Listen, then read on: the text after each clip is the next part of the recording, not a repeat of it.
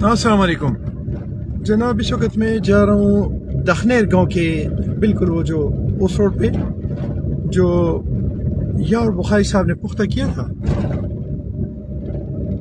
اس سے جو اگلا پورشن ہے میں اس روڈ پہ جا رہا ہوں.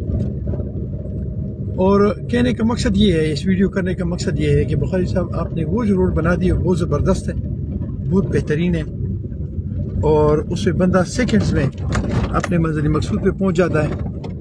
یہ اب دخنیر گاؤں سے آگے جب آپ اٹک خرد کی طرف جاتے ہیں، یہ وہ والا روڈ ہے.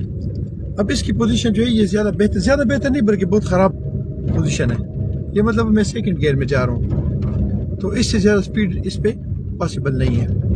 تو ریکویسٹ یہ ہے کہ وہ پورشن تو آپ نے کر دیا، وہ تو بہت زبردست کر دیا ہے.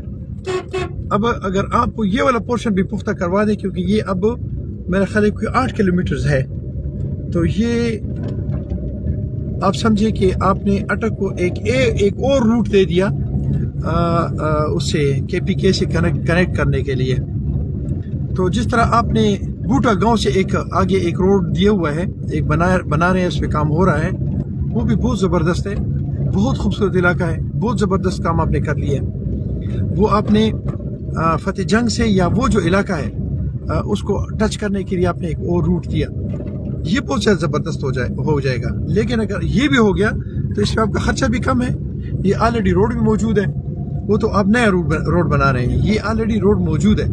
اس پہ تھوڑی سی ورکنگ کی ضرورت ہے اور لوگوں کو بہت زیادہ سہولت ہو جائے گی. اور اس کے علاوہ یہ کہ یہاں کا جو علاقہ ہے یہاں گیس بھی ہے، دیکھیں یہاں پہ اس بھی گیس بھی لگی ہوئی ہے، تو یہ یہاں پہ آباد بھی ہو جائے گا، پہاڑ بھی ہیں، علاقہ بھی خوبصورت ہے، تو یہ آباد بھی ہو جائے گا. تھینک یو جی، السلام علیکم.